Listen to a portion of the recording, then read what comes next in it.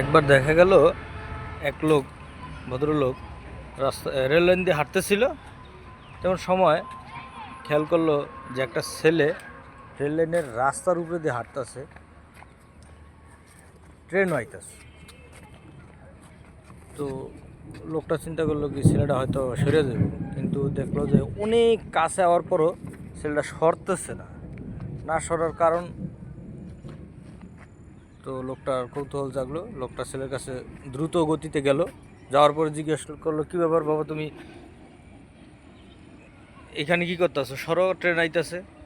তো বললো যে আমি আত্মহত্যা করতে আইছি, আমার জীবনের প্রতি আশা নষ্ট হয়ে গেছে, সেই জন্য। তো বললো ঠিক আছে, তোমার সাথে আমি 2 মিনিট কথা বলবো, তারপর তুমি যদি মরার হয় তুমি মরে যাও, 2 মিনিট আমার সময় দাও। ডাক দিল। ডাক দেওয়ার পর কাছে আইনা যখন শুরু করলো যে বাবা তুমি মরতে চাও কেন, তখন বললো যে আমি ক্লাস 10-এ পড়ি, ম্যাট্রিক পরীক্ষা দিয়েছি, আমি ফেল গেছি। ফেল যাওয়ার পরে এখন আমি আর, সবাই আমার শরম লজ্জা দেয়, আমি এখন আর এই জীবন রাখতে চাই না। জীবন রাখতে চাও না, তো সেই জন্য তুমি মরে যাবে। এখন মরে গেলে কি সমাধান? বলতেছে যে হ্যাঁ, আমি মরে গেলে আমার আর কেউ শরম লজ্জা দিব না, আমার এই জীবন আর আমি রাখতে চাই না, বাস।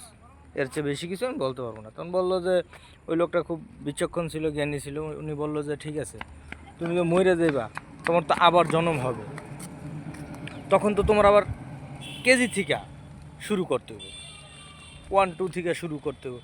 তখন আবার এই এখন যে 9-এ আসো বা 10-এ আসো, 10 পর্যন্ত আইতেই তোমার অনেক সময় লেগে যাবে। এখন তুমি কি করবা?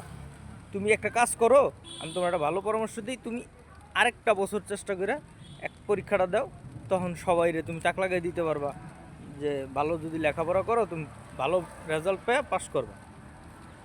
তো ছেলেটা মোটামুটি বুঝতে পারলো, বুঝতে পারার পরে এখন সিদ্ধান্ত পরিবর্তন করছে, সে আত্মহত্যা করবে না। তো দেখেন, অনেক সময় অনেক ছোট্ট কথা, অনেকের সামান্য একটু বুঝের কারণে, হ্যাঁ, আপনার পাশের লোক ভালো থাকতে পারে বা আপনার পাশের লোক একটা বিপদের থেকে মুক্তি পেতে পারে। সবসময় মানুষকে অনুপ্রাণিত করার জন্য, মানুষের ভালো পথে আনার জন্য, মানুষের সফলতার দিকে আপ্যায়ন করার জন্য আপনার একটা কথা অনেক যথেষ্ট। তো আশা করি বিষয়টা নিয়ে আলোচনা করলাম, আমার খুব ভালো লাগলো।